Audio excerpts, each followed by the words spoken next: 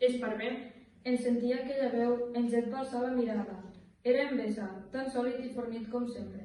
La cara negra i basta se li havia envellit, però el somriure era el mateix. Una bestiola, de pelatge viat i ulls brillants, estava reunida sobre la seva espatlla. S'ha quedat amb mi mentre estaves malalt, i ara em sap greu acomiadar-me. I encara em sap més greu acomiadar-me de tu, Esparver. Però me'n torno a casa. Vinga, Hawk, vés amb el teu home de veritat. En Bessa va manyagar l'otac i el va posar a terra.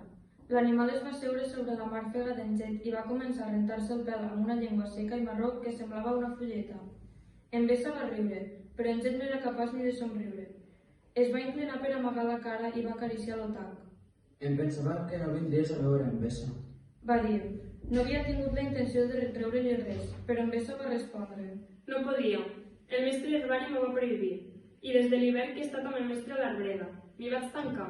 No he sigut lliure fins que no he tingut la vara. Escolta, quan tu també siguis lliure, vine al Confí Oriental. T'hi esperaré. Si serveix va menjar i beure, als llogarrets d'allà. I els mags són ben rebuts. Lliure. Va murmurar en Jet i es va encongir un xic d'espatlles, intentant somriure. En Bessa el va mirar, no ben bé com el solia mirar abans, no amb menys amor, però amb més màgia potser. Li va dir amb tendresa. No et quedaràs amarrat a Roc per sempre. Bé, he pensat, potser podria treballar amb el mestre a la torre. Ser un d'aquells que busquen els noms perduts entre els llibres i les estrelles. I així no faria més mal, encara que tampoc faria gaire bé. Pot ser. Va dir en Bessa.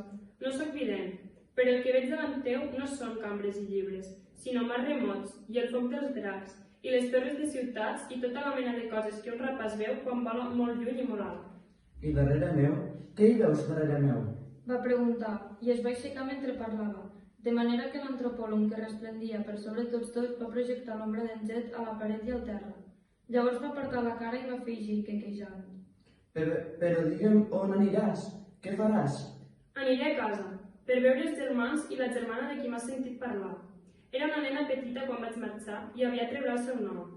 Em sembla estrany, quan hi rumio, i em buscaré feina de petiller en algun indret de les illetes.